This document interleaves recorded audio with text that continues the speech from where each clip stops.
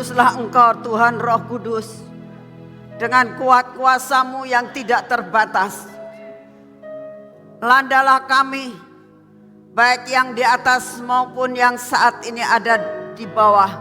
Landalah kami dimanapun kami berada saat ini, dengan mendengarkan akan kebaktian pada hari ini. Di mana tempat kami berada, Roh-Mu tidak akan terbatas dengan dinding-dinding daripada bangunan Tuhan, tapi Roh-Mu bisa menembus sampai ke ujung bumi. Oleh karena itu saat ini Tuhan, bekerjalah dengan kuat kuasa-Mu, hembuskan nafas yang dari surga, hembuskan angin surgawi, angin yang pernah terjadi 2000 tahun yang lalu. Berembuslah saat ini ya Tuhan. Kurapakaya sekiretala, mari kita berdoa di dalam bahasa roh. Minta kuasa ini turun di tempat ini saat ini. Kiratarabakaya sekiretala makaya sakarada maka. Uramakaya se. Uramakaya ti, minta kuasa Roh Kudus-Mu turun saat ini Tuhan. Berembuslah dengan kuat kuasa-Mu dimanapun juga Engkau berada saat ini. Terus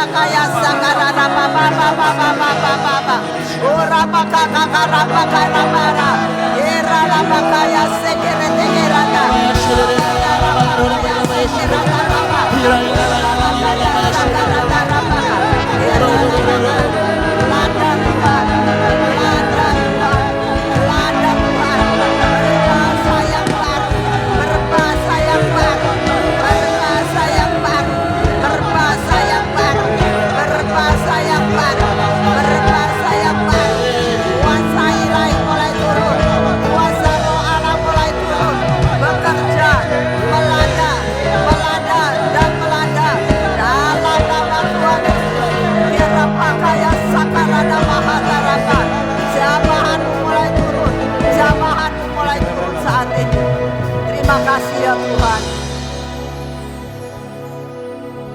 Engkau mulai bekerja saat ini Tuhan, dan pekerjaan-Mu tidak berhenti sampai selesai semuanya. Kami pulang dari tempat ini, kami dipenuhi dengan kuasa yang baru, kuasa membangkitkan apa yang sudah kami terima, yang terpendam, terbuka kembali, menyala terus sampai kedatangan-Mu. Terima kasih Bapa, terima kasih. Sampaikan saat ini Tuhan, apa yang menjadi isi hati-Mu buat kami saat ini. Untuk kami mengingat, kami sangat merindukan apa yang Kau kerjakan 2000 tahun yang lalu terjadi di tempat ini. Membangkitkan semangat kami, membuat terobosan dalam hidup kami. Kami menjadi berubah dalam hidup kami. Cara berbicara kami, cara berpikir kami diubahkan hari ini ya Tuhan. Kami percaya Kau dengar doa kami pada malam hari ini. Bekerjalah Tuhan Roh Kudus, bekerjalah dengan kuat kuasa-Mu. Di dalam nama Tuhan Yesus kita katakan sama-sama, amin. Silakan duduk saudara. Hari ini kita membuat sesuatu acara yang tidak seperti biasa. Karena apa? Pas hari Minggu 2 hari yang lalu kita itu memperingati ya. Tapi saya mau katakan, saya nggak mau sekedar memperingati seperti kita memperingati untuk ulang tahun. Tapi hari ini kita katakan Tuhan Apa yang kau kerjakan 2000 tahun yang lalu, kerjakan saat ini di tempat ini. Sampai kami juga merasakan apa yang kau kerjakan 2000 tahun yang lalu itu kami boleh merasakan. Di tempat ini kami boleh merasakan. Dimanapun juga saudara dan saya yang saat ini streaming boleh merasakan apa yang dirasakan murid-murid pada waktu itu. Ya. Oleh karena itu kita hari ini belajar teori dan kita nanti mempraktekkan. Sampai bagaimana sih itu murid-murid kok bisa sampai mendapatkan akan sesuatu terobosan seperti itu. Bagaimana murid itu bisa mengalami perkara yang ajaib. Itu bagaimana hari ini kita belajar dan mempraktekkan. Mari kita belajar sama-sama bahwa apa arti daripada Pentakosta. Ya. Arti daripada Pentakosta itu memang dikatakan hari ke-50. Ya. Hari ke-50. Karena apa dikatakan Pentakosta itu hari ke-50? Karena saat itu adalah dihitung dari Yesus bangkit sampai dengan 40 hari Yesus naik ke surga. Dan setelah itu 10 hari kemudian Tuhan memenuhi janjinya. Ingat ya, 10 hari kemudian Tuhan memenuhi janjinya. Ya, ingat-ingat. Jadi biarlah hari ini, mungkin hari ini Tuhan memenuhi janjinya, mungkin 10 hari lagi, tapi Tuhan pasti memenuhi janjinya. Amin. Nah, lalu dikatakan pada waktu sebelum Yesus itu lahir, sudah ada Pentakosta, sudah ada Pentakosta. Tetapi waktu Tuhan Yesus sebelum lahir, Pentakosta itu dirayakan sebagai pengucapan syukur atas panen raya. Karena saat-saat itu orang-orang Yahudi, orang-orang Israel mengalami sesuatu terobosan. Karena panen raya hasilnya luar biasa. Pentakosta, hari pengucapan syukur karena berkat yang berkelimpahan. Amin. Jadi itulah arti daripada Pentakosta. Dan kalau hari ini kita mengatakan aku mau merayakan, bukan sekedar memperingati, pengen merayakan dengan sesuatu kerinduan. Aku ngalami Pentakosta. Aku mengalami panen raya. Ya. Saudara tahu kalau namanya panen itu adalah melakukan sesuatu terobosan, ya. Menikmati hasil, itu namanya panen. Betul? Kalau orang ngomong, wah kamu lagi panen ya. Dalam usaha apapun, kalau namanya panen, itu benar-benar sedang mengumpulkan akan keuntungan, mengumpulkan apa yang pernah kita tabur, itu panen ya. Apalagi kalau dinamakan panen raya, itu panen yang besar-besaran dan mereka mengalami sesuatu hal yang luar biasa. Makanya mereka mengucap syukur. Dan biarlah hari ini kita katakan, Tuhan, aku sedang menantikan Pentakosta ini. Apa yang engkau kerjakan 2000 tahun yang lalu, kerjakan di tempat ini. Dimanapun juga kalian berada, mendengarkan akan streaming hari ini. Katakan, Tuhan, aku pengen mengalami. Aku mau mengalami. Bukan sekedar aku mendengar, tapi aku mau menikmati. Ya, sebab kamu mendengar banyak orang mendapatkan berkat ya. Seperti kalau saudara mendengar banyak mujizat terjadi di taman. Kalau sekedar cuma oh iya aku lihat iya dan sebagainya, tidak menikmati, itu tetap yang dinamakan lapar saudara. Sepertinya mengatakan di situ loh ada yang dinamakan pesta. Pesta apa? Makanannya penuh satu meja. Dari ujung sampai ujung. Oh iya, enak-enak makanannya. Iya, sekedar mendengar. Mungkin saudara melihat, tapi tetap lapar. Karena apa? Tidak menikmati. Dan hari ini kita katakan, Tuhan, aku tidak mau sekedar mendengar. Aku mau menikmati. Sampai Pentakosta, terobosan yang pernah terjadi, aku ngalami. panen raya yang dikatakan aku ngalami. Itulah yang saat ini saya ingin sampaikan kepada saudara. Jangan sekedar sebagai pendengar dan orang lain bersaksi. Banyak sekali yang kesaksian saudara tentang minyak yang ada di taman itu. Mereka mengatakan, aduh dikasihnya kok cuman sedikit ya. Nah, mereka bermacam-macam. Sedikit, terus telepon sama Ibu Guadlan. Katanya berkelimpahan, ngasihnya sedikit gitu ya. Jadi komplain dan komplain. Tetapi ibu ini tidak komplain. Dia ngomong, Tuhan dikasih sedikit, saya sudah bersyukur karena dikasih. Tidak bisa beli dimanapun juga. Bersyukur Tuhan. Aku butuh minyak ini. Aku percaya. Sebagai janda yang diberkati Tuhan dengan minyak yang sedikit. Ya, tapi tidak habis-habis. Itu yang didoakan. Ya. Tidak komplain. Katanya Ibu Dani ngomongnya berkelimpahan. Memang saudara, sampai dengan saat ini yang namanya minyak kelimpahan itu terus menerus keluar, ya. Terus menerus keluar. Sampai saya bilang, heran. Kalau yang lain-lain itu yang namanya minyak keluarnya sedikit-sedikit. Kalau yang minyak kelimpahan keluarnya itu memang banyak-banyak saudara. Tapi yang minta juga kan banyak. Jangan komplain, tapi percaya aku mau menikmati semua yang terjadi. Saudara, apa yang terjadi? Itu minyak tidak habis-habis, bahkan bertambah. Bukan sekedar gak habis, bertambah. Dia datang ke taman, dia bilang, ini loh Pak, aku dikasihnya kan sedikit, sekarang kan penuh. Dia tunjukkan, dia menikmati. Saya sangat merindukan saudara tidak sekedar mendengar, tapi betul menikmati apa yang terjadi Pentakosta yang terjadi 2000 tahun yang lalu.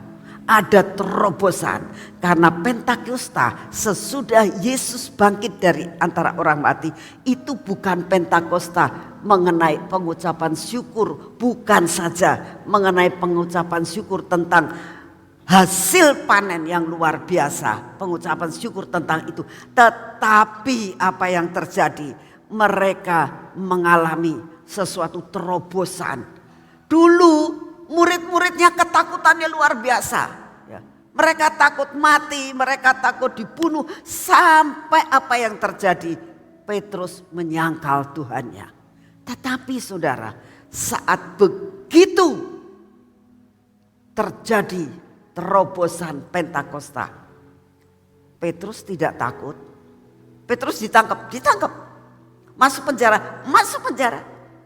Tapi dia katakan, coba kamu pikir, mau taat sama Tuhan atau taat sama manusia. Begitu ada roh keberanian yang luar biasa. Begitu dia khotbah, 3.000 orang bertobat. Kenapa bisa gitu? Terobosan. Ya. Pentakosta adalah suatu terobosan dan inilah yang harus kita raih bersama-sama. Amin. Ya, itulah yang pertama kali kita akan baca di dalam Kisah Fatsal yang pertama ayat yang keempat. Ya. Kita baca bersama-sama di mana dikatakan inilah yang dikatakan peristiwa pencurahan Roh Kudus besar-besaran. Hari ini kita katakan Tuhan, aku tidak mau sekedar mendengar, tapi aku mau mengalami, ya, mengalami sesuatu yang luar biasa. Nah, apa yang terjadi kita akan baca dalam ayat yang keempat. Dikatakan begini, pada suatu kali dikatakan ketika Tuhan Yesus sedang makan bersama-sama dengan mereka. Perhatikan ayat ini. Ya. Ini Tuhan Yesus sudah bangkit. Tuhan Yesus itu sudah luar biasa, tembus tembok. Ya, dia tiba-tiba bisa datang, tiba-tiba bisa hilang, tiba-tiba bisa nembus tembok. Semua pintu ditutup, tiba-tiba dia datang. Jadi dia itu benar-benar kayak orang sulap. Ya. Dia itu sudah tidak memakai tubuh jasmani, sebab tubuh jasmani nggak mungkin bisa keluar tembok. Ya. Dia sudah mempunyai suatu tubuh yang berbeda, tubuh kebangkitan, karena dia sudah mati dan dia bangkit, tubuh kebangkitan. Ya, dikatakan, tapi dia bisa makan, ajaib kan? Ingat pada saat dia datang dan dikatakan, kamu kok masih ragu-ragu dengan aku? Kamu punya apa? Punya apa? Punya ikan goreng. Sini tak makan. Nah sekarang bayangkan, kok bisa ya? Tubuh yang seperti itu dilihat, dipegang daging betul. Sampai dia katakan, apa yang dikatakan kepada Thomas, kamu masih ragu? Coba sini. Coba cocokkan tanganmu tuh pada tanganku nih. Coba. Lihat, gak berani. Ya betul dia itu Tuhan. Betul punya daging. Dia dipegang betul ada. Makan betul. Kemana itu? Dagingnya masuk di dalam. Itu ikannya masuk di dalam. Ini namanya keajaiban yang terjadi. Itu pun bisa terjadi dalam hidup saudara dan saya. Amin. Nah saat ini dikatakan pada waktu itu Tuhan Yesus makan bersama-sama dengan mereka. Lalu apa yang dikatakan? Yesus melarang. Kalau namanya melarang itu namanya verboden ya. Ini ada lampu merah hijau. Ini ada sesuatu yang dinamakan satu pelang merah ada stripnya putih. Berarti tidak boleh, melarang. Tidak boleh masuk. Ya, ini dikatakan Tuhan Yesus melarang mereka meninggalkan Yerusalem. Ya, yang pertama, Yesus tidak boleh mereka meninggalkan Yerusalem. Kenapa? Kenapa? Kamu jangan. Ya, nah, kenapa? Karena menyuruh mereka tinggal di Yerusalem menantikan janji Bapa. Yang demikian katanya, telah kamu dengar daripadaku perintahnya. Ya.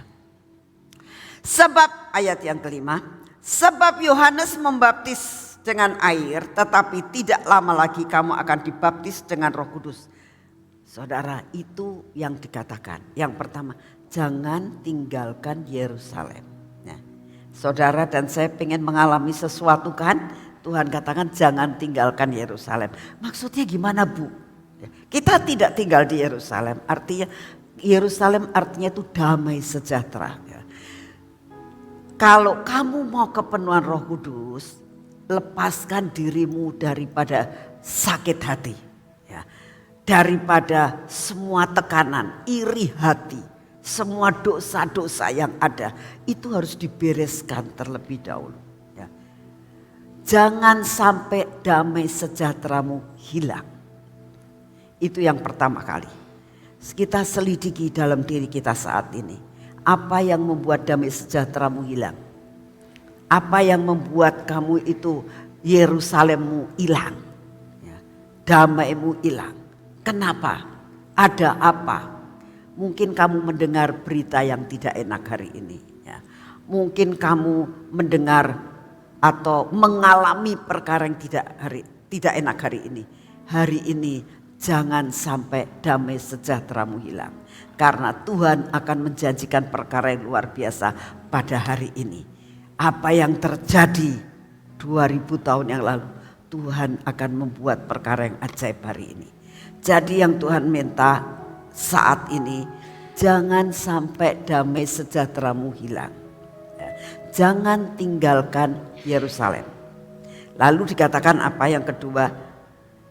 Menantikan. Namanya kalau menanti itu beda dengan instan. Langsung kamu minta, langsung kamu dapat. Itu instan ya. Tapi yang namanya menanti nunggu. Nunggu apa?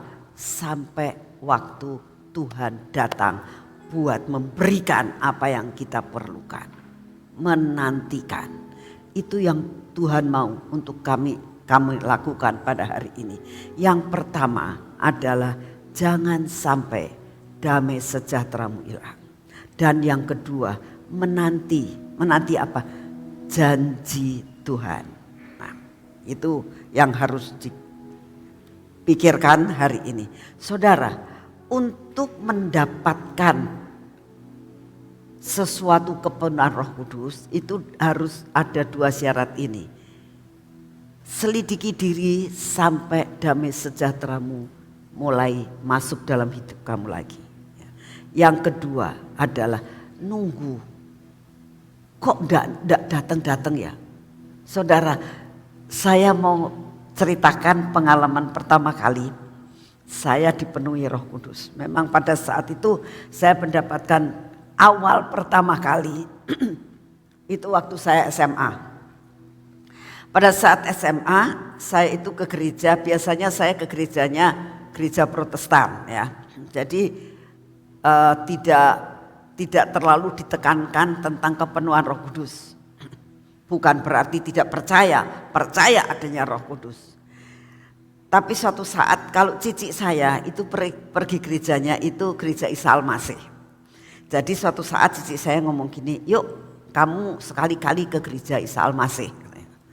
Jadi akhirnya saya pergi ikut ke gereja Isa Al-Masih sama cici saya. Cici saya itu sebagai anggota paduan suara ya. Jadi cici saya kan duduknya di tempat lain. Ya saya ini baru pertama kali duduk di belakang karena saya nggak punya teman di situ. Saya duduk di belakang.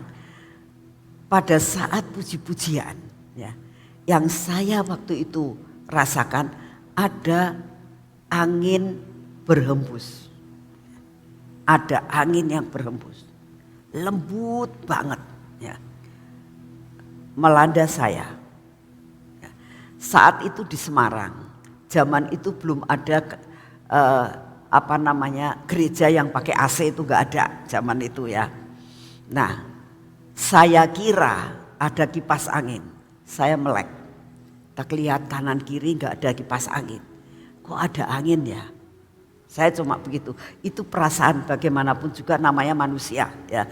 Jadi saya kok nggak ada angin, nggak ada kipas angin, kok saya rasa ada angin yang menerpa wajah saya. Gitu.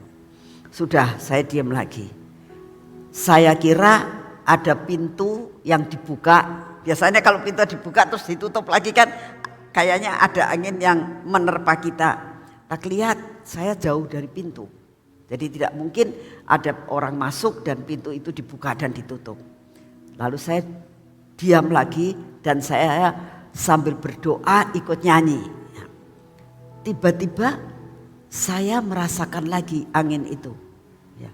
Tapi aneh, angin yang saya rasakan itu membuat damai sejahtera. Semua masalah saya, semua beban saya rasanya dihanyutkan dengan angin itu. Kok rasanya saya kok beda ya. Di gereja ini pikir saya zaman itu zaman SMA jadi saya merasakan ada kok lain ya gitu. Sampai di situ. Hanya sampai di situ. Saya pulang dengan sukacita. Apa saya sudah bisa berbahasa roh? Belum. Saya hanya merasakan ada tiupan angin yang melanda saya. Itu saja sudah merupakan suatu hempasan dari surga yang membuat hati saya damai sejahtera. Saya pulang, saya beda. Di jalan saya nyanyi-nyanyi. Cici saya bilang, kamu kok nyanyinya orang gereja Isa Al-Masih. Iya tadi kan baru dinyanyiin, jadi sayanya ngikuti nyanyian itu. Nyanyiannya kan pendek-pendek gitu ya, tidak seperti nyanyian di Protestan gitu. Jadi, tapi saya gak berani ngomong sama cici saya. Kalau ada sesuatu yang melanda saya, cuma saya bilang, kok aneh ya, kok aneh. Dan itu berjalan, selesai sudah, selesai. Gak kejadian apa-apa. Gak kejadian apa-apa, cuman ada damai. Ini pertama kali yang terjadi. Jadi saya yakin awal pertama kali itu landaan kedamaian akan meliputi saudara dan saya. Sampai saudara tidak ada satupun yang di sini yang nggak punya masalah ya. Rasanya masalah itu kok bukan hilang. Masalah tetap ada. Cuman rasanya nggak terlalu menjadi tekanan dalam kehidupan gitu.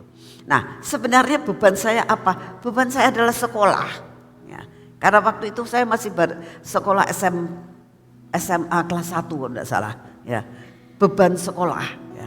Terus saya punya beban suka pengen pulang ke Jepara gitu. Masih kangen sama orang tua. Itu beban buat saya. Jadi sekolah itu tidak suka buat saya. Karena jauh dari orang tua ya. Beban sekolah mesti kudu ulangan, mesti macam-macam, itu beban buat saya ya. Itu bisa rasanya bisa teratasi semuanya. Ya.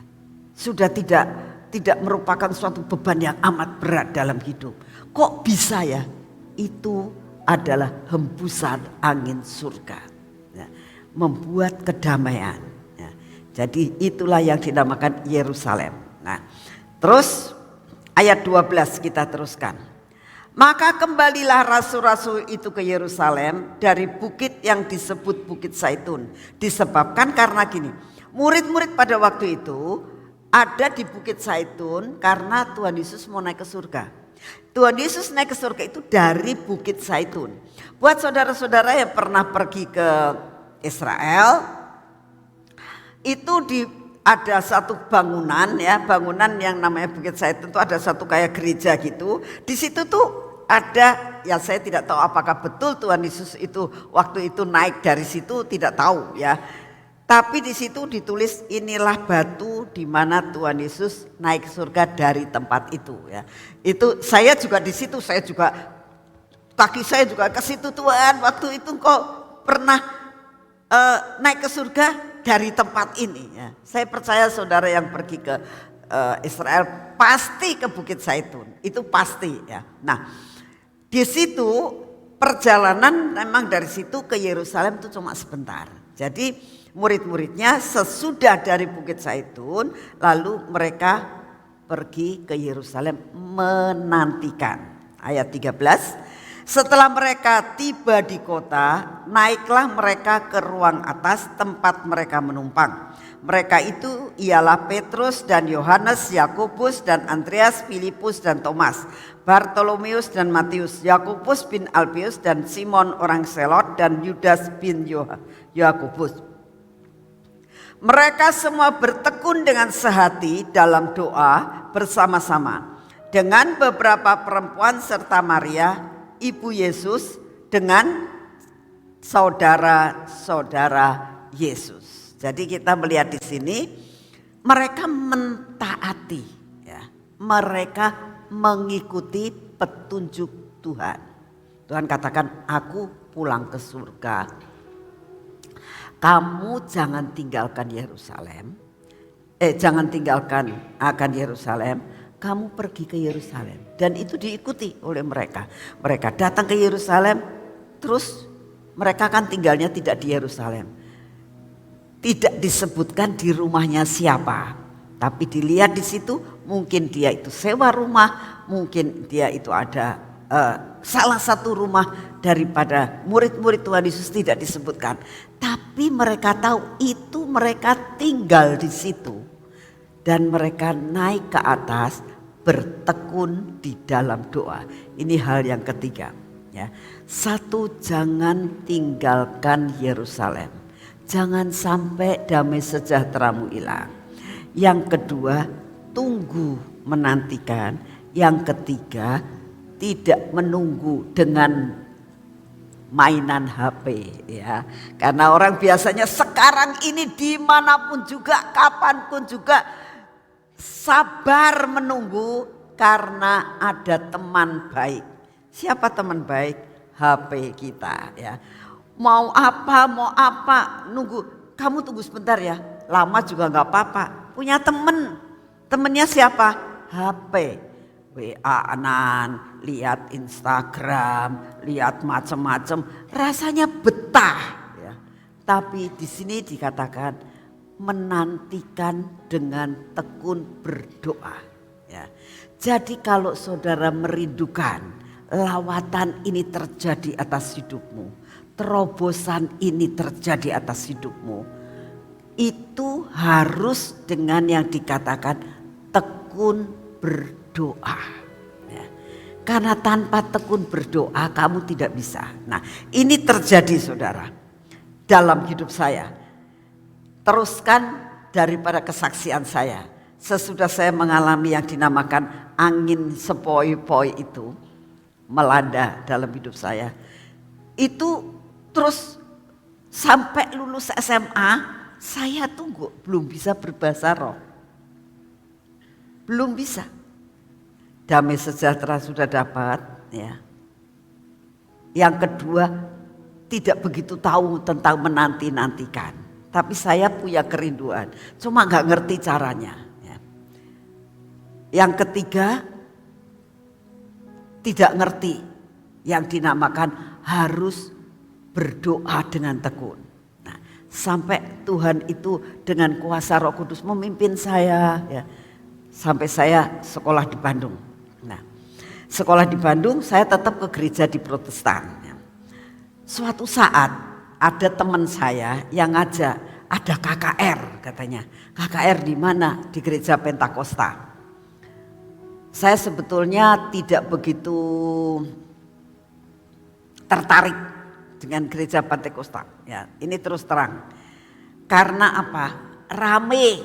Saya itu orangnya gak gitu seneng sama rame.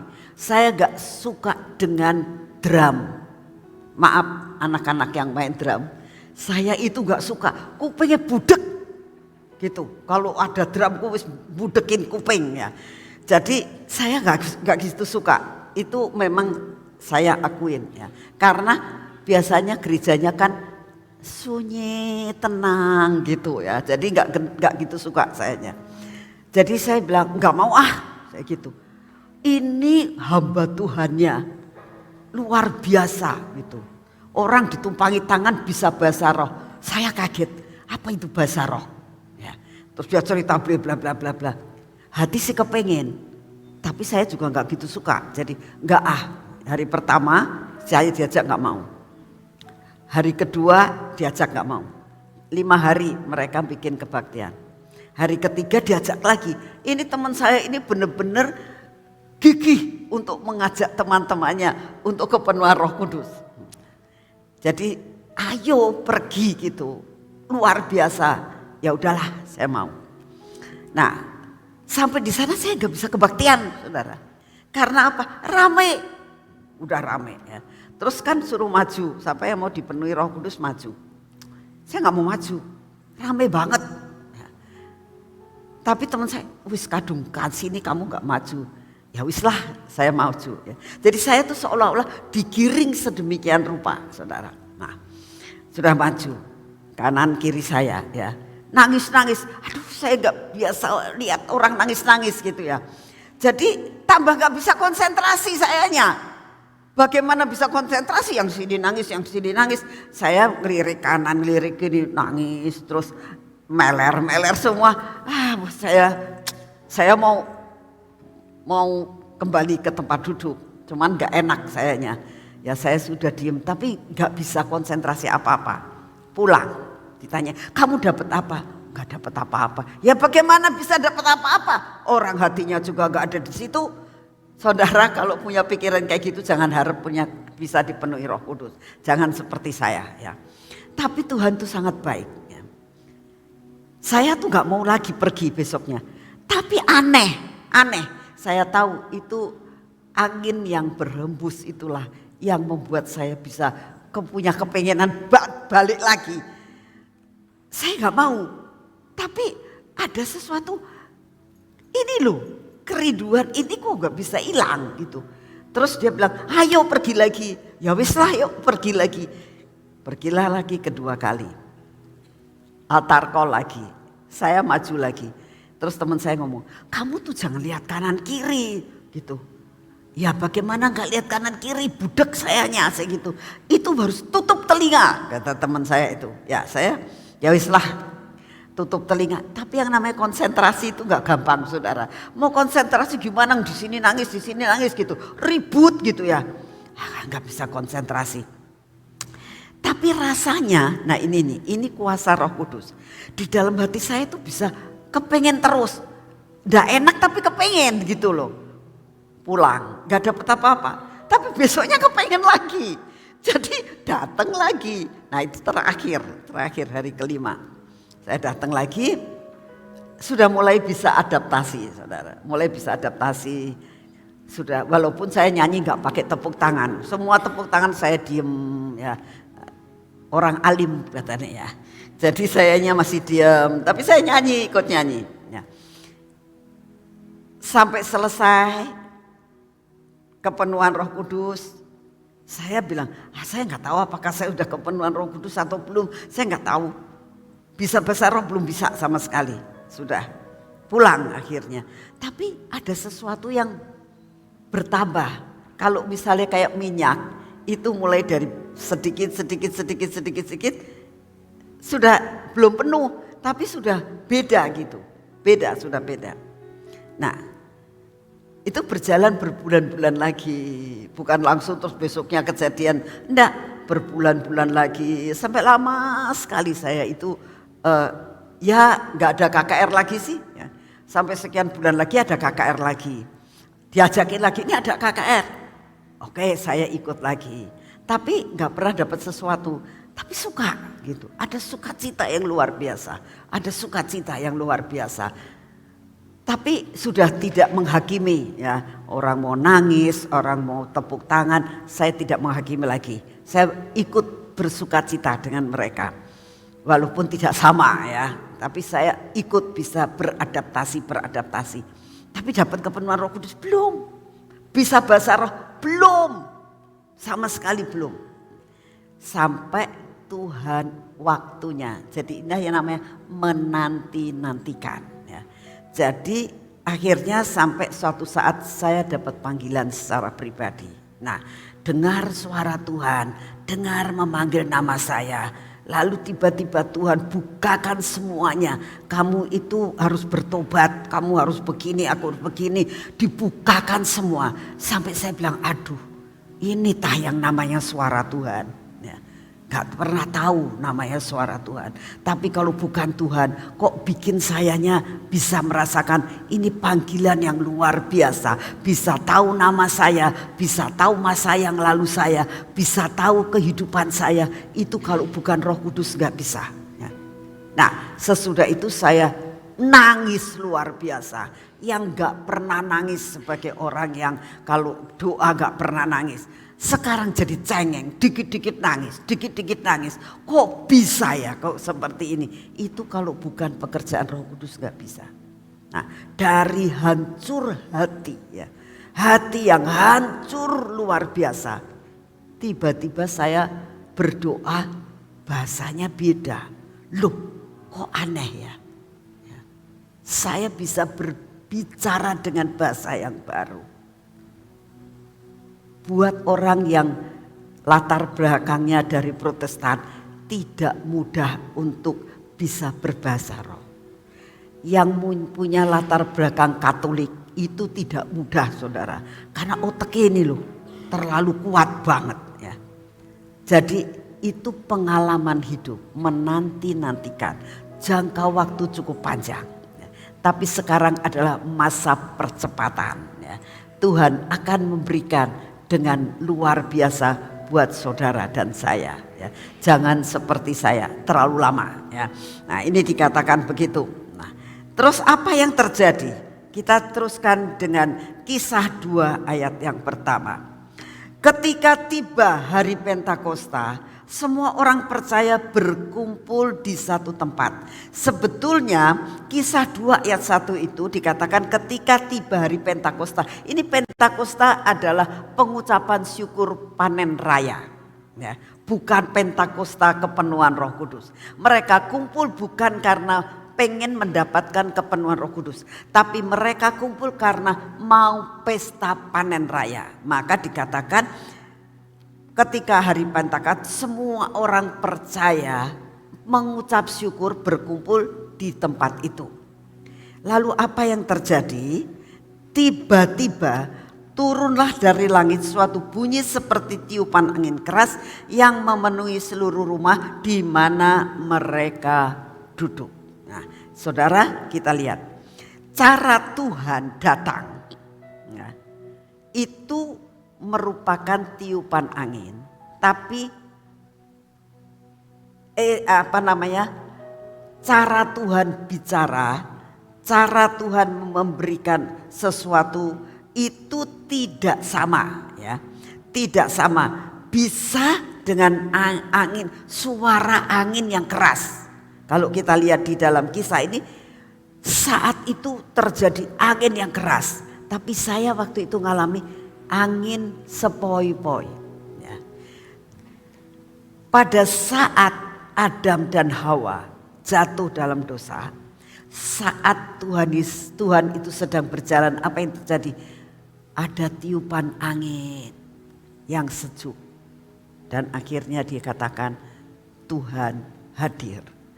Jadi angin itu suatu gambaran, ya, gambaran dari apa? Dari kuasa Roh Kudus, hembusan angin surgawi. Saya percaya angin itu tadi sudah ada sejak awal kita sedang melakukan penyembahan dan pujian. Saya sudah melihat angin mulai melanda hidup saudara di tempat ini. Dan saya percaya itu akan membuat sesuatu yang menuju kepada menanti-nantikan janji Bapa. Ya. Nah, lalu dikatakan ayat yang ketiga. Dan tampaklah kepada mereka lidah-lidah seperti nyala api yang bertebaran hingga pada mereka masing-masing. Jadi manifestasi, jangan kamu mikir nanti kalau kita doa terakhir lalu kita minta Tuhan apimu taruh di sini seperti 2000 tahun yang lalu. Jangan minta sing macam-macam, tapi tidak menutup kemungkinan Tuhan akan berikan.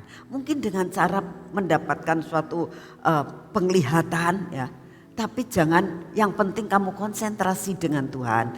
Minta supaya kamu dipenuhi seperti yang dialami oleh murid-murid pada waktu 2000 tahun yang lalu, ya. Ini yang harus ada dalam hidup kamu, bahwa manifestasi itu macam-macam. Tuhan punya 1001 jalan untuk melakukan akan hal itu, ya.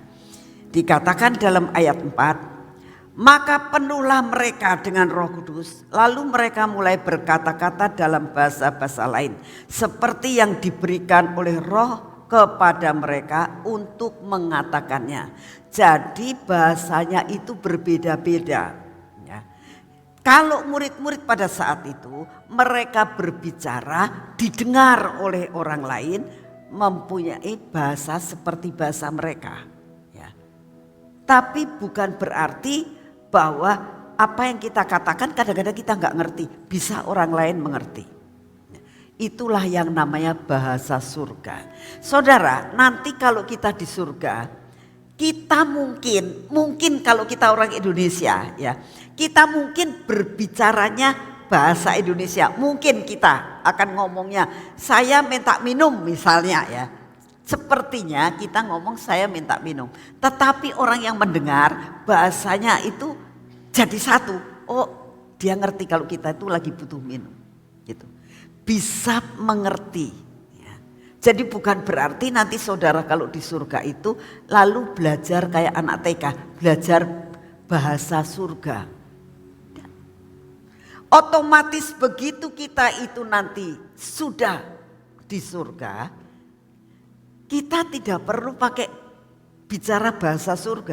Begitu kita bicara, orang lain itu bisa ngerti, ya. Suatu saat saya ditanya begini, kalau kamu dengar suara Tuhan itu pakai bahasa apa? Ya bahasa Indonesia lah. Saya bilang, bahasa Indonesia? Iya. Tuhan bisa bahasa Indonesia? Ya kayaknya, saya bilang. Lah kalau Tuhan bicara sama orang, Tuhan kan orang Yahudi. Kok bisa sih bahasa Indonesia? Lah ya bahasa surga, saya bilang. Kalau Tuhan bicara sama orang Inggris pakai bahasa apa? Ya bahasa Inggris lah. Buat orang yang tidak bisa nangkap bahasa surga, aneh. Jadi di sana nggak ada interpreter. Begitu kamu bicara, ya, Yesus tahu, ya, orang Inggris tahu. Kalau saudara misalnya ketemu sama Daud ceritanya, hai Daud, apa kabar? Hello. Daud bisa nyauti. Nyauti pakai bahasa apa? Ya bahasa Ibrani mungkin. Tapi kita bisa ngerti Daud ngomong apa. Itu bahasa surga. Dan itulah yang akan kita alami. Ya. Jadi bahasa roh itu bahasa yang berbeda dengan bahasa sehari-hari. Itu Tuhan akan berikan buat saudara. Karena bahasa itu memberi kekuatan. Kalau kita gak bisa ngomong apa-apa, berdoalah di dalam bahasa surga itu, bahasa roh itu. Lalu roh Tuhan akan mengerti apa yang ada dalam hidup kita. Ya, itu yang Tuhan rindukan. Bagaimana kuasanya, ya, bagaimana hebatnya yang namanya Roh Kudus itu. Sampai Tuhan katakan, kamu kalau menentang anak Allah diampuni. Menentang Roh Kudus tidak ada ampun. Itu bahaya banget. Kita baca di dalam Matius 12 ayat 32 dikatakan begini. Apabila seorang mengucapkan sesuatu untuk menentang anak manusia, yaitu menentang Yesus, ia akan diampuni. Contohnya saat Petrus menyangkal Tuhannya, itu kan namanya juga sudah sesuatu menentang anak manusia, dia tetap diampuni. Ya. Tetapi jika ia menentang Roh Kudus, ia tidak akan diampuni. Di dunia ini tidak, di dunia yang akan datang pun tidak. Bahayanya luar biasa.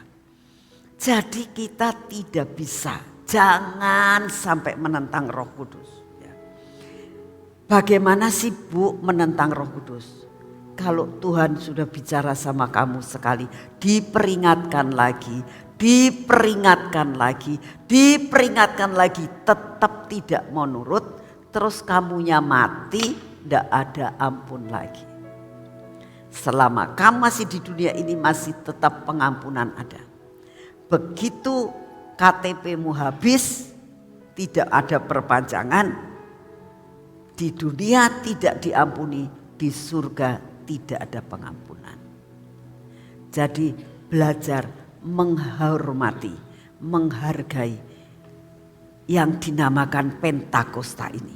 Sesuatu hal yang sangat luar biasa yang Tuhan sediakan buat saudara dan saya.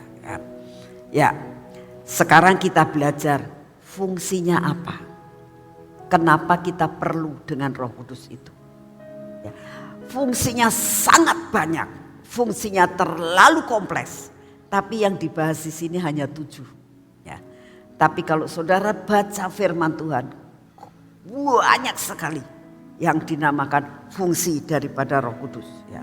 Tapi hari ini kita belajar betapa luar biasanya Roh Kudus itu sebagai roh yang membantu saudara dan saya bisa sampai saat ini.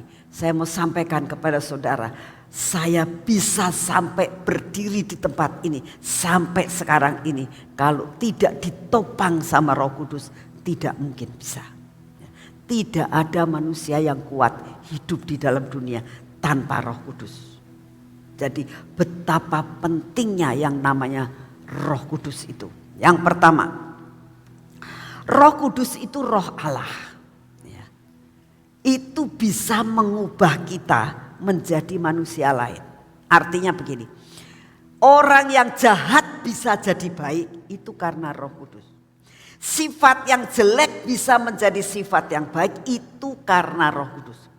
Banyak orang mengatakan begini, karakter itu susah. Betul, karakter itu susah berubah. Yang bisa mengubah hanya Roh Kudus. Itu loh saudara, kekuatannya Roh Kudus. kuasanya Roh Kudus itu bisa melakukan segala sesuatu, mengubah seseorang menjadi manusia yang lain. Contohnya kita lihat di dalam 1 Samuel 10 ayat yang ke-6. Dikatakan 2 Samuel ayat yang 10 dikatakan begini. Maka Roh Tuhan akan berkuasa atasmu, 1 Samuel, engkau akan kepenuhan bersama-sama dengan mereka dan berubah menjadi manusia yang lain. Ini ayat yang ke-6. Ya. Dikatakan Roh Tuhan. Ini bicara tentang Saul. Saudara tahu kan Saul orang yang minder, ya. Saul menjadi orang yang takut, ragu-ragu, merasa kecil. Begitu ketemu Samuel, begitu dia diurapi, langsung terjadi apa? Diubah menjadi manusia yang lain. Berani, perang berani. Ya. Kenapa bisa dirubah? Hanya urapan Roh Kudus. Terus yang kedua, apa yang terjadi kuasa Roh Kudus itu? Yang kedua, apa yang dikerjakan menjadi berhasil. Apa yang dikerjakan menjadi berhasil. Saya percaya manusia saat ini, ya, saat ini zaman ini itu pengennya apa yang kita kerjakan berhasil. Betul? Apa yang ngomong, ya aku mengerjakan salah, aku mengerjakan tidak berhasil, terus menerus.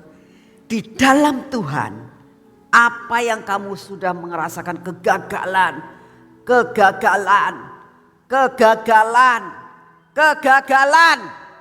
tapi hari ini dikatakan Roh Kudus akan menolong saudara dan saya sampai apa yang saudara dan saya kerjakan pasti bisa berhasil. Itu yang Tuhan mau. Itu fungsinya. Kenapa sebelum Tuhan Yesus itu datang kedua kali, dia mau berangkat pulang, dia katakan, aku mau kasih penolong buat kamu. Supaya apa? Apa yang kamu kerjakan tidak akan gagal. Amin. Kita lihat dalam ayat yang ke-7. Apabila tanda-tanda ini terjadi kepadamu, lakukan apa saja yang didapat oleh tanganmu, sebab Allah menyertai engkau. Ya. Di dalam kuasa Roh Kudus, penyertaan Allah itu luar biasa. Daud saat begitu diurapi, dia kepenuhan Roh Kudus, Roh Allah ada dalam dirinya. Lah dikatakan, maka apa yang diperbuatnya menjadi berhasil. Tuhan menyertai. Contoh lain, Yusuf. Sekalipun di dalam penjara, sekalipun dia di tempat manapun, dikatakan semua yang dikerjakan menjadi berhasil karena Tuhan menyertai dia. Betul? Itu pekerjaan siapa? Apakah Tuhannya dekat sama dia? Enggak. Rohnya, yaitu Roh Kudus menyertai, membuat semua yang dikerjakan menjadi berhasil. Siapa yang mau untuk mengalami seperti ini? Ayo saudara, katakan, Tuhan, aku mau. Ya. Dalam masa-masa sekarang ini kita tahu, ya, susah hidup saat ini. Pekerjaan kadang-kadang kita mengalami banyak kesukaran. Tapi hari ini Tuhan katakan, apa yang kau kerjakan akan menjadi berhasil. Karena Tuhan sudah menyatakan, aku sudah mengatakan itu. Roh Kudus sanggup menolong kamu. Dalam keadaan kesukaran sekalipun, ya, akan terjadi. Saudara, saya saksikan akan hidup saya sendiri. Saya seringkali sudah menyaksikan bagaimana saya itu dulunya. Waktu SD dari kelas 1 sampai dengan SMA. Saya itu namanya rapotnya tidak pernah tidak ada merahnya. Selalu ada merahnya. Kemarin saya cari-cari BPKB saudara. Jadi semua filenya saya yang ada di lemari besi tak keluarkan semuanya, tak bukai satu-satu, ini BPKB ada di mana ya. Dan adalah itu yang namanya filenya saya, file sekolah ya. Dari SD, SMP, SMA, mahasiswa saudara ya. Tak bukai lagi, saudara tahu, saya lihat rapot saya ya. Rapotnya kok mesti ono merah gitu.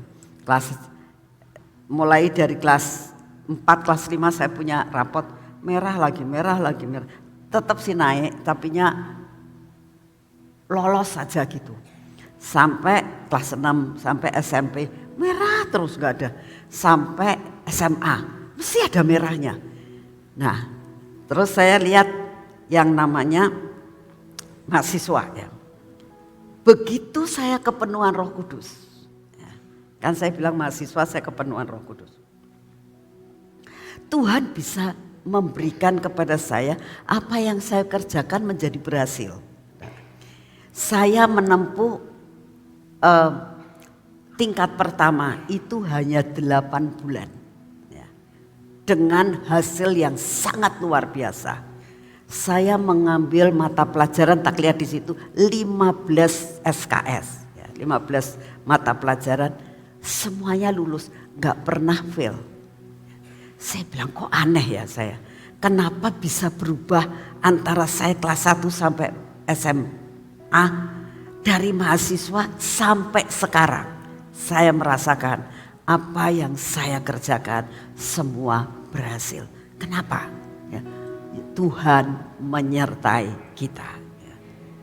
Untuk bangun gedung ini tidak mudah loh saudara. Toh Tuhan menyertai. Bangun sekolah, bangun yang namanya radio. Ya. Sampai saat ini Tuhan cuma janjikan, nak kamu jalani aja.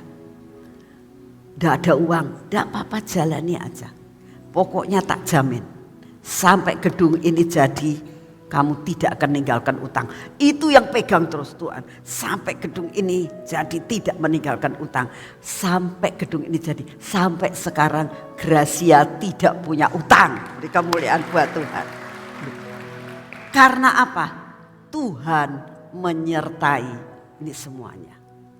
Kita pergi ke pulau-pulau. Habisnya ratusan juta. Ya gak ada utang tuh. Kenapa bisa begitu? Sekolahan setiap bulan tekor, ya tidak pernah punya utang. Kenapa bisa begitu? Dia menjamin apa yang dikerjakan menjadi berhasil. Amin. Ayo kita percaya. Itu pekerjaan siapa? Pekerjaan Roh Kudus. Amin. Ya, terus ya. Yang ketiga, Roh Kudus itu adalah roh yang menghibur, roh yang mengajar, dan roh yang mengingatkan. Jadi ada 3 ya. Bisa menghibur saat kita susah, mengajar pada waktu kita membutuhkan pengajaran, yang bodoh menjadi pintar, mengingatkan kalau kita lupa. Ya. Yohanes 14 ayat 26 dikatakan begini. Tetapi penghibur yaitu Roh Kudus yang akan diutus oleh Bapa dalam namaku, kata Tuhan Yesus. Dialah yang akan mengajarkan segala sesuatu kepadamu. Akan mengajarkan segala sesuatu kepadamu. Ya. Saudara seringkali mendapat kesaksian dari Ibu Iin, dari Pak Yusak, dari siapapun, dan dari saya sendiri. Ya. Saya seringkali diajarkan dalam menghadapi pelajaran-pelajaran waktu mahasiswa. Sampai teman saya yang dulu SMA, dia ngomong sama saya, "Kowe kok saiki pinter toh?" Kagum dengan saya. "Kowe saiki kok pinter," katanya gitu. Ya saya bilang saya nggak ngerti, saya ya begini-begini aja. Tapi kowe saiki pinter loh. Kok bisa begitu? Ya. Saya sampai heran. Ya. Terus tadi ada banyak orang mengatakan ini, "Ibu Nani sekarang tambah gemuk ya?" Iya, saya bilang gitu. Ya, semuanya juga ngomong saya gemuk. Tapi tambah ayu katanya gitu. Ya, jadi saya puji Tuhan tambah tua tambah ayu. Saudara, kenapa bisa seperti itu? Karena itulah yang dikatakan Tuhan itu banyak sekali membuat sesuatu perubahan dalam kehidupan. Ya. Dikatakan bahwa Ia selalu mengajar kepada kita sesuatu yang bodoh diajar sampai menjadi yang pintar. Akan mengingatkan kamu akan segala sesuatu yang telah diajarkan kepadamu. Saudara, jadi kita melihat ini loh Tuhan.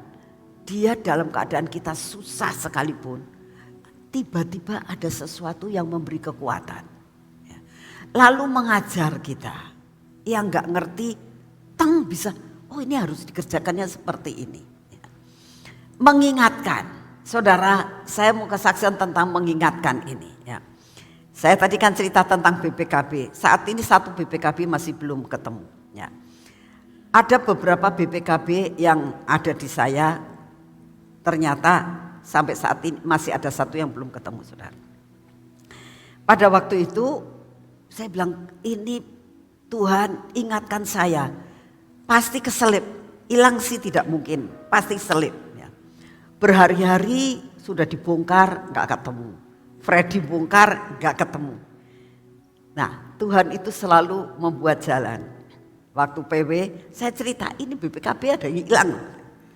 Lalu tiba-tiba Lucky ngomong begini, sudah dicari tak? Sudah lu. Siapa tahu ada di kantor. Gak ada.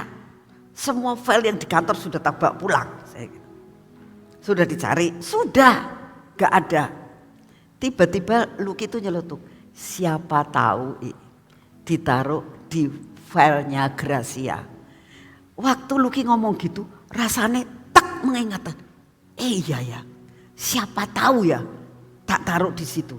Saya bongkar-bongkar tapi nggak tak bongkarin satu-satu. Ya wis tak cari lagi. Saudara, sampai di rumah saya mulai ngambil filenya Gracia, tak buka. Ada di situ saya tulis BPKB. Ya, lah sih tak buka. Ada BPKB motor saya, ya. Ada BPKB motornya Edi, itu di situ semua. Itu kemarin saya cari nggak ketemu. Ada BPKB, satu BPKB. Saya bilang, lah ini BPKB. Saya kira ini BPKB bus. Ternyata saya bawa ke sini tak kasih Nono. No ini BPKB, ini Grand Max. Lah sih, jadi yang BPKB ini, tapi ternyata ada tulisannya diambil. Lah berarti BPKB yang satu ini kayak diperpanjang. Bis yang belum ketemu nih, makanya kita minta Roh Tuhan, Roh Kudus mengingatkan untuk semua. Saya bilang TU sekolah harus cari, Nono harus cari, sebab di saya ketulisannya diambil, berarti ini diperpanjang belum dikembalikan sama saya bilang. Ya, kita doa, kita punya penolong ya untuk mengingatkan, pasti akan ketemu, amin ya. Pasti akan ketemu, pasti akan ketemu.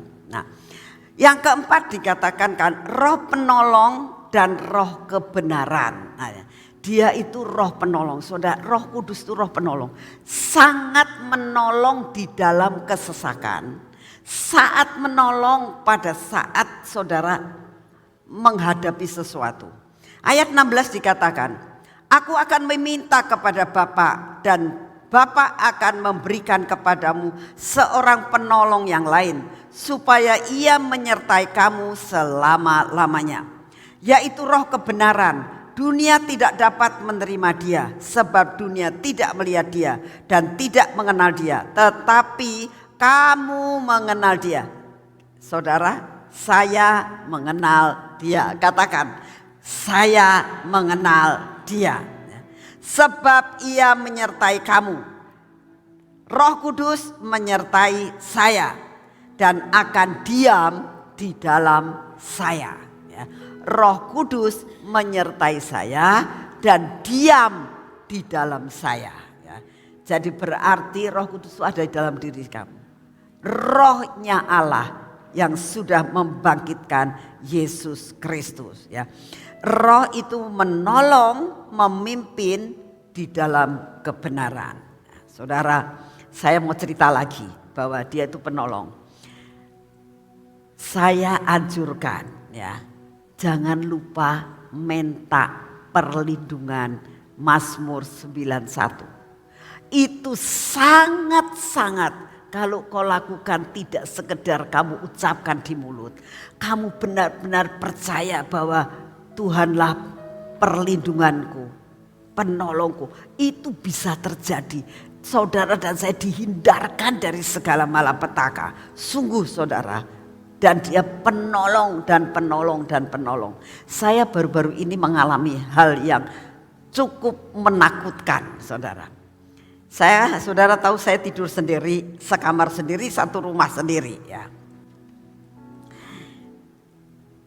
Saya bilang begini, ini AC kok nggak dingin gitu. Malam itu AC-nya tidak dingin.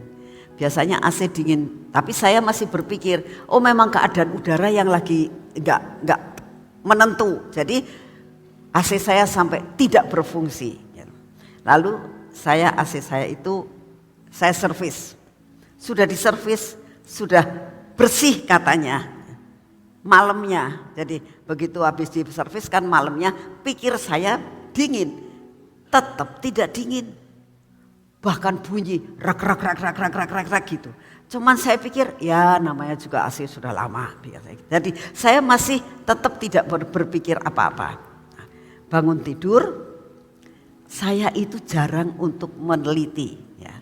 Saya begitu bangun tidur, cetet tak matiin AC, sudah. Saya terus mandi, gak mikir apa-apa. Tapi hari itu ada sesuatu yang saya gini, coba kamu lihat gitu. Ada suara, coba kamu lihat. Jadi saya deketin AC-nya itu.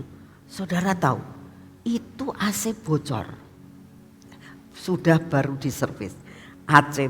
AC-nya bocor dan netesnya pas di tempat colokan-colokan. Itu colokan semua sudah banjir sama air. Ya. Saya sampai, lah Tuhan, puji Tuhan gak konsleting. Kalau konsleting terus kebakar saya sendiri di situ bagaimana? Ya. Kalau kejadian apa-apa bagaimana? Itu yang namanya colokan, kan ada tempat seperti ini yang buat nyolokan ke yang pokoknya. Terus ini ada lagi di situ ada colokan ke AC, AC-nya ada 2 nyolok semuanya, ke TV, ke CCTV, terus colokan ke WiFi, terus colokan ke lemari es. Itu semua di situ, jejer-jejer gitu. Itu semua tergenang air. Saya sampai kaget. Tuhan, langsung tak matiin, ya. Tak matiin, tak tuntek gini sampai semangkok airnya. Wow, Tuhan, terima kasih Tuhan. Tidak ada yang rusak, tidak konsleting. Itu kalau listrik kena air itu pasti konsleting sudah. Itu bisa semua ada dalam perlindungan Tuhan. Saya sampai nangis, Tuhan, terima kasih untuk perlindungan malam yang lalu. Saya bersyukur sama Tuhan. Makanya saya menganjurkan saudara, Mazmur 91 itu kuasanya luar biasa kalau engkau lakukan dengan segenap hati. Bukan karena engkau hanya mengucapkan dalam perkataan. Ya. Roh Kudus itu menolong. Setiap malam saya selalu berdoa, Tuhan kirimkan malaikatmu buat jagain saya. Karena saya ini tidur sendiri, saya bilang. Malaikatmu jagain saya Tuhan. Siang malam kau jagain saya. Lepaskan dari kecelakaan. Lepaskan dari saya sampai sebut macam-macam. Lepaskan dari konsleting listrik. Lepaskan dari kebakaran. Lepaskan dari semua bahaya yang menimpa malam ini. Setiap kali saya tidak pernah lupa untuk berdoa seperti itu. Dan kalau engkau berdoa dan berseru dengan segenap hati, percaya Roh penolong, Roh Kudus selalu menolong saudara. Ya.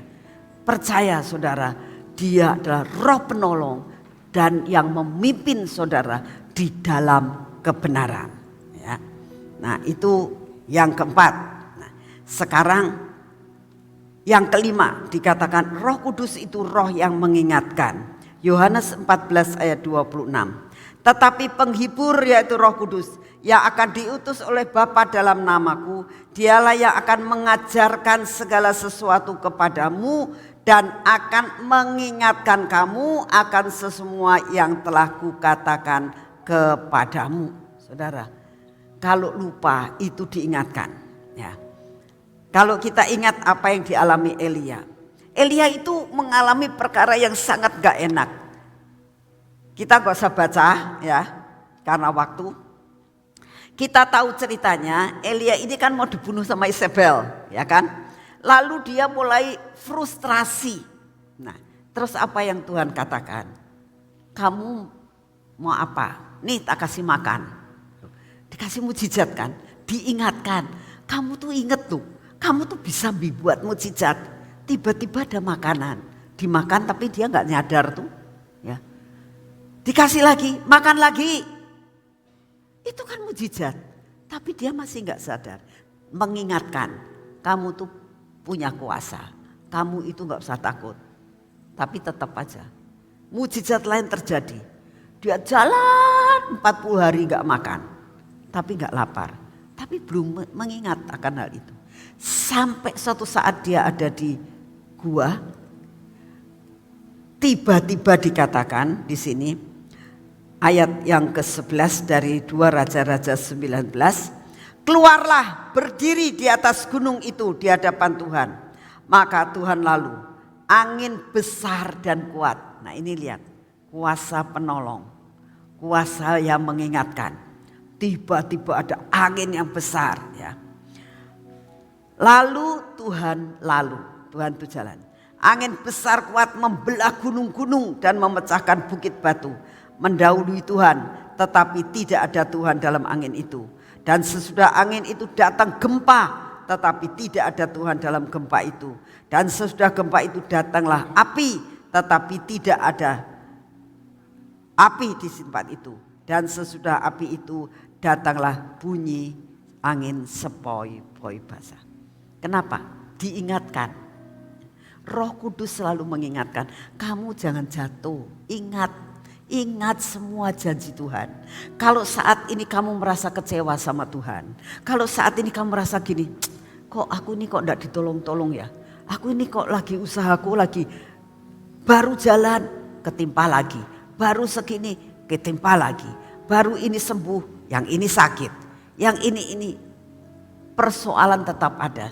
Tapi satu hal, ingat akan janji Tuhan. Tuhan tidak pernah meninggalkan kita. Tuhan akan memberikan kepada kita ingatan-ingatan yang dulu. Di mana Tuhan itu pernah melakukan segala sesuatu. Pernah menolong saudara di dalam kesesakan. Dan Tuhan yang sama akan menolong kamu. Akhirnya Elia ini merasakan, ya Tuhan. Nah sudah kan, kamu itu bukan orang sembarangan. Aku memberikan janji yang luar biasa kepada kamu. Jadi balik kembali pada panggilanmu. Ingat, Tuhan punya panggilan luar biasa atas hidupmu. Dan hari ini Tuhan katakan, Tuhan punya panggilan luar biasa atas hidup kalian. Jangan putus asa. Tuhan akan mengingatkan apa yang pernah kamu alami. Dan Tuhan pernah menolong kamu. Amin. Yang keenam, Roh Kudus itu menjamin dalam hidup kita. Ada jaminan. Dalam Efesus 1 ayat 14 dikatakan, Roh Kudus adalah jaminan bagian kita sampai kita memperoleh seluruhnya, yaitu penebusan yang menjadikan kita milik Allah untuk memuji kemuliaannya. Roh yang menjamin kita adalah Roh Kudus. Ada jaminan saudara. Kalau seseorang sudah dijamin, safe rasanya. Dan jaminan yang tidak pernah meleset itu jaminan Roh Kudus. Amin. Yang terakhir dikatakan roh yang takut akan Tuhan. Nah, jadi kalau saudara mulai berontak-berontak, Roh Kudus akan menolong saudara. Sehingga saudara itu punya roh yang takut akan Tuhan. Yesaya 11 ayat 2 dikatakan, roh Tuhan ada pada saudara dan saya. Roh hikmat, roh pengertian, roh nasihat, roh keperkasaan dan pengenalan, dan roh yang takut akan Tuhan. Saudara, ini Yesaya 11 ayat 2, ini mengenai roh Tuhan yang ada di dalam Yesus Kristus. Ya. Lalu kamu akan mengatakan begini, lah itu kan Tuhan Yesus, saya loh. Jangan lupa di dalam diri saudara itu saudara sudah terima Yesus belum? Hah? Saudara sudah terima Yesus? Kalau sudah terima Yesus, ini misalnya saudara ini ya, saudara sudah terima. Kalau saudara sudah minum, memasukkan dalam diri saudara, berarti air minum ini ada di mana? Di dalam diri saudara kan? Kalau saudara sudah terima Yesus sebagai juru selamat ya, begitu saudara terima Yesus Tuhan masuklah dalam hatiku, jadilah rajaku, jadilah juru selamatku, itu otomatis Yesus ada dalam diri saudara. Kalau Yesus itu mempunyai roh hikmat, saudara akan menerima hikmat. Kalau Tuhan Yesus itu punya pengertian, saudara ini bisa tidak salah paham sama orang lain. Suami istri tidak terjadi salah paham karena ada roh mengerti. Ya.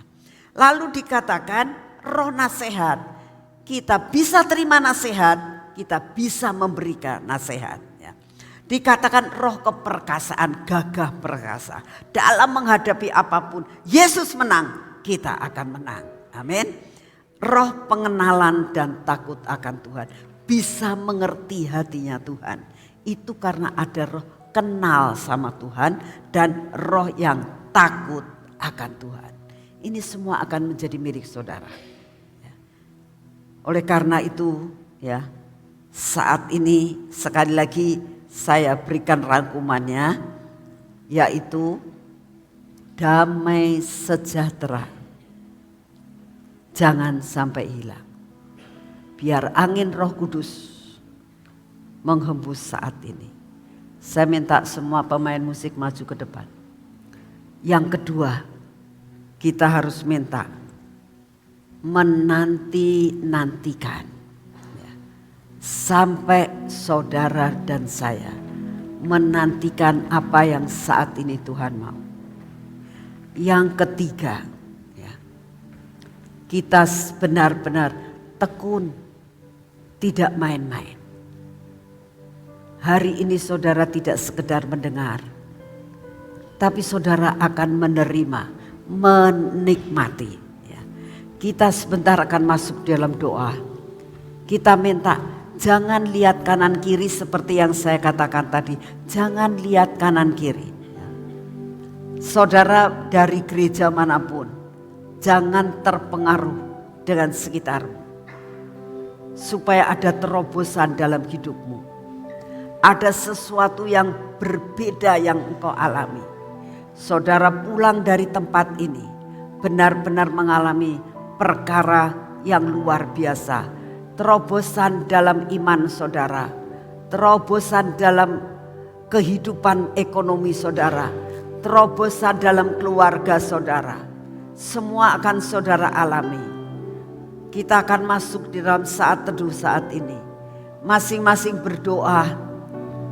Saya minta musik menyanyikan lagu yang lembut. Supaya mengalir akan kuasa Roh Kudus di tempat ini. Kita minta sama Tuhan. Masing-masing berdoa. Dimanapun saudara berada saat ini. Masing-masing benar-benar hubungannya sama Tuhan secara pribadi Jangan melihat yang lain. Biarlah damai, angin yang berhembus kuasa Roh Kudus di tempat ini. Benar-benar menghembuskan kuasa Roh Kudus di tempat ini. Sampai benar-benar melanda saudara. Damai sejahtera melanda saudara.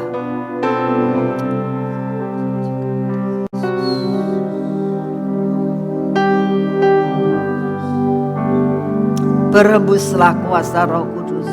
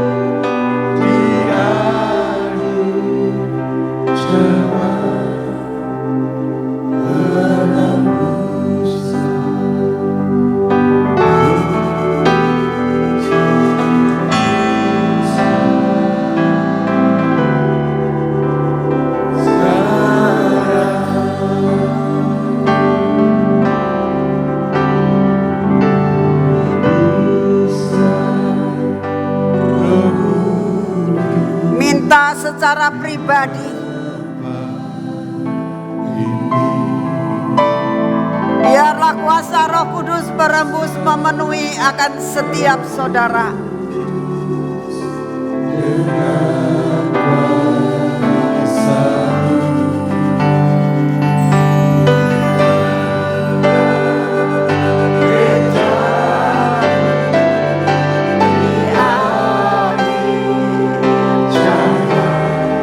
Berembuslah Roh Kudus, berembuslah Roh Kudus, berembuslah Roh Kudus.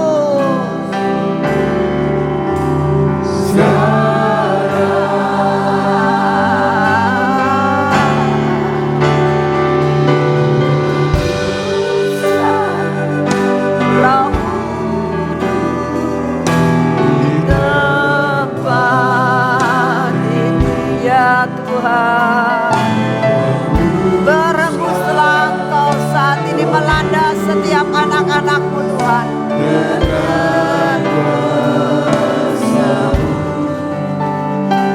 Pulihkan Tuhan, pulihkan Tuhan, pulihkan saat ini Tuhan. Berembuslah.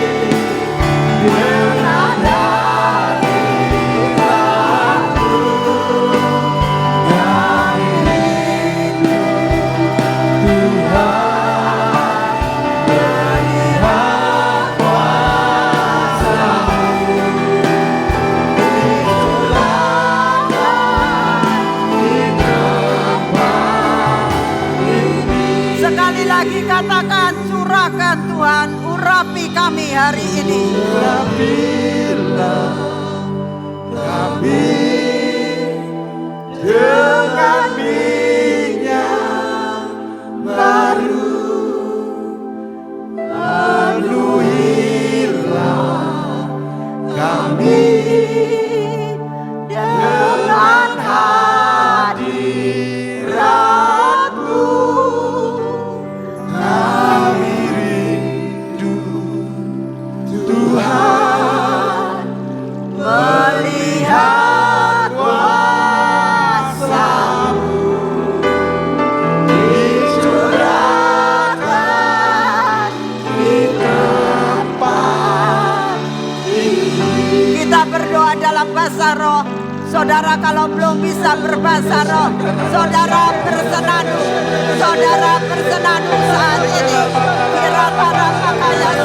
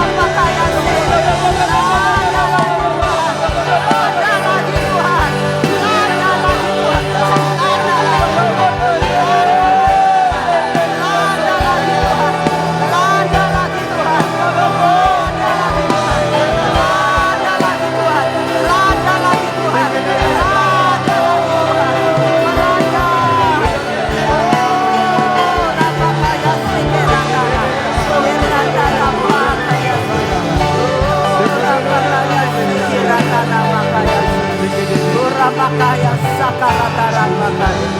Ora makaya sikya. Ya Tuhan.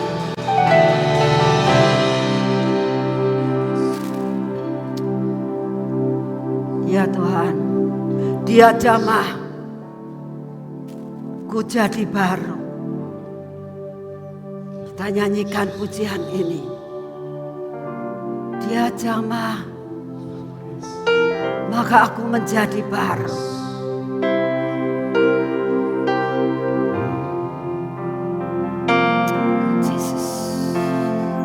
Yesus jamah senang hidupku dan beri damai di hatiku. Semua akan berubah. Semua akan berubah. Dan aku Yesus jamah, ku jadi baru. Yesus jamah, Yesus jamah senang hidupku.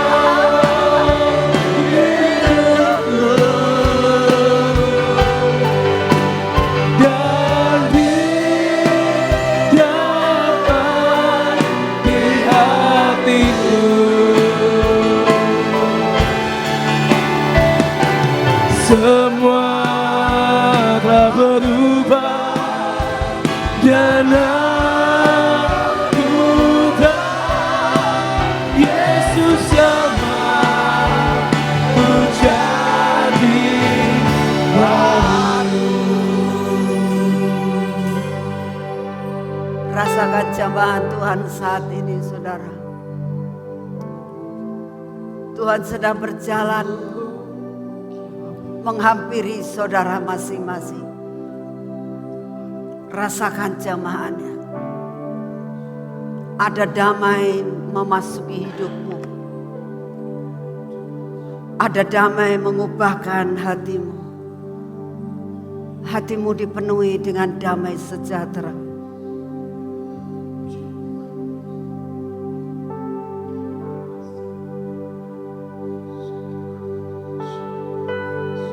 Bukan sebagian, tapi Tuhan jamah seluruh hidupmu. Rasakan jamahan Tuhan. Rasakan damai yang dari Tuhan.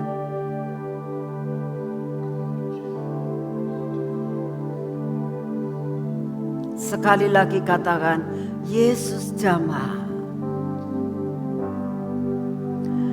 Yesus jamah, ya Tuhan Yesus. Hidupku, Ya Yesus. damai di hatiku. Ya Yesus,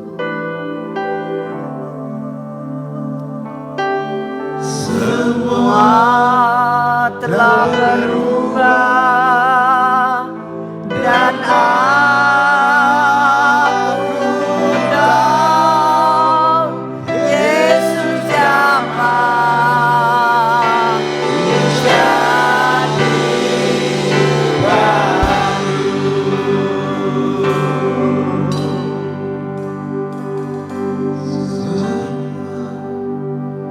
Telah berubah dan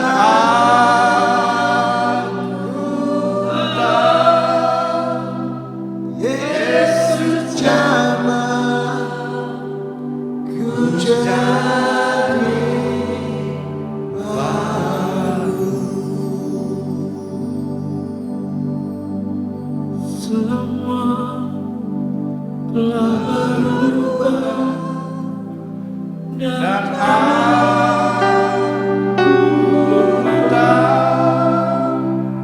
Yesus jamah ku jadi baru. Makasih ya Tuhan. Terima kasih buat kehadiran-Mu. Terima kasih Roh Kudus-Mu yang Kau turunkan. Terima kasih untuk hembusan nafas-Mu. Terima kasih untuk angin yang sepoi-poi. Kami merasakan kehadiran-Mu Tuhan. Kami merasakan Engkau ada dan Engkau hadir di tengah-tengah kami. Kami merasakan jamahan-Mu Tuhan. Kami menjadi baru. Kami merasa ada perubahan dalam pikiran dan hati kami saat ini. Terima kasih untuk kasih setia-Mu. Saat ini waktunya Tuhan meteraikan semua firman-Mu dalam hati kami. Kami tidak mau apa yang sudah kami terima di tempat ini dicuri saat kami keluar dari tempat ini. Kami minta di dalam nama-Mu Kau meteraikan semuanya Tuhan. Sampai tidak ada satupun yang dicuri atau dimakan oleh kuasa kegelapan di jalan.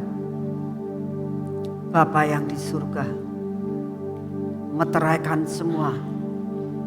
Kau tutup dalam kuasa darah-Mu. Tidak ada satupun yang berani mencuri apa yang Kau berikan buat kami pada malam ini. Di dalam nama Tuhan Yesus, kami sebentar akan masuk dalam perjamuan kudus Tuhan. Biarlah tubuh dan darah-Mu ini akan memeteraikan semuanya. Mari saudara, kita masuk dalam perjamuan kudus. Kita tetap ada dalam hadirat Tuhan. Saya minta para asyir bisa melayani. Buat yang belum menerima perjamuan kudus, supaya saudara bisa angkat tangan, supaya bisa dilayani oleh para asyir. Kita tetap ada di dalam hadirat Tuhan. Dia masih ada di tempat ini. Dia akan memeteraikan saudara dan saya hari ini. Damai yang Tuhan berikan, sukacita, terobosan, saudara akan terima. Tunggu tidak lebih dari 10 hari. Semua akan menjadi kenyataan. Murid-murid itu menunggu 10 hari. Tekun menantikan 10 hari.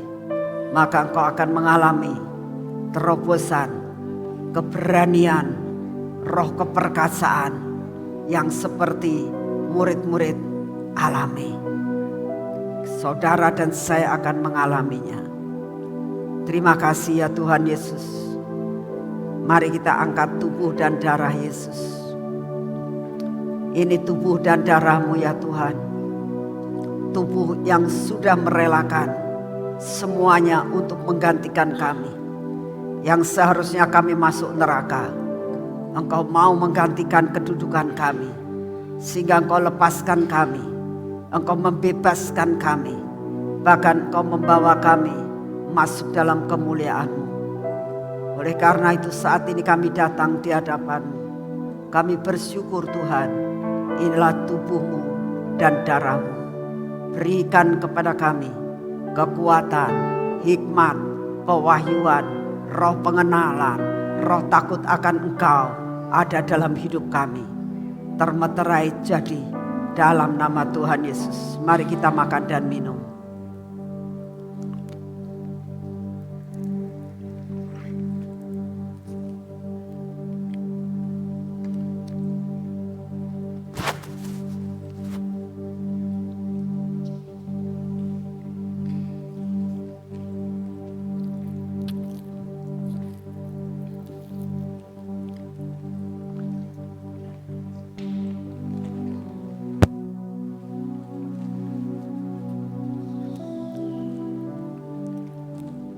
Bapak, kami mengucap syukur untuk segala sesuatu yang sudah Engkau berikan kepada kami hari ini. Biarlah Roh Kudus-Mu terus berada dalam hidup kami. Segala puji, hormat dan syukur kami naikkan di hadapan-Mu ya Tuhan. Apabila saudara-saudara kami dimanapun tempat kami berada, kalau mendengar akan berita ini dan mau menjadi orang tua asuh, kami berdoa pada saat ini Tuhan, mereka boleh menghubungi akan sekolah dan boleh menjadi orang tua asuh buat anak-anak yang membutuhkan untuk sekolah sampai ke jenjang yang lebih tinggi. Terima kasih Tuhan, sebentar kami meninggalkan tempat ini, kami akan pulang ke rumah kami masing-masing. Kami percaya Engkau sudah menyediakan penolong yang luar biasa. Kami terima penolong ini Tuhan, kami terima akan kuasa Roh Kudus-Mu. Kami terima dan tidak akan berhenti akan semua kuasa-Mu dalam hidup kami. Engkau memberikan yang terbaik, semua berkat yang terbaik kami terima pada hari ini. Di dalam nama Tuhan Yesus Kristus. Amin. Besar anugerah-Mu, melimpahkan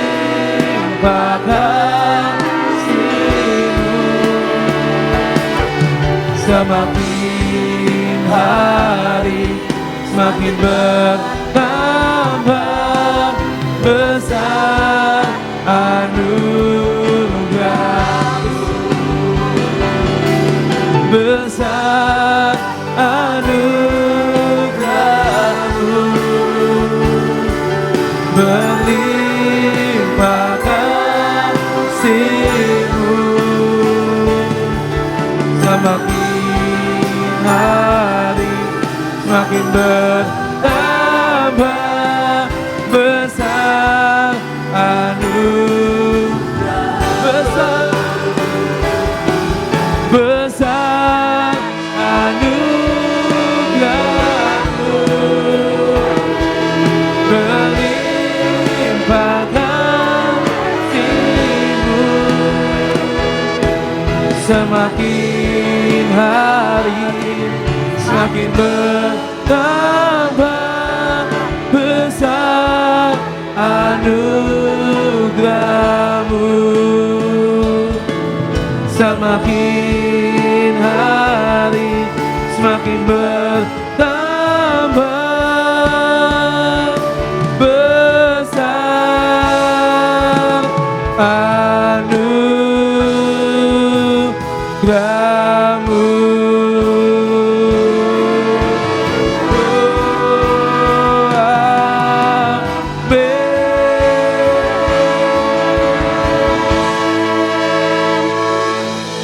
Selamat malam, Tuhan memberkati saudara semuanya.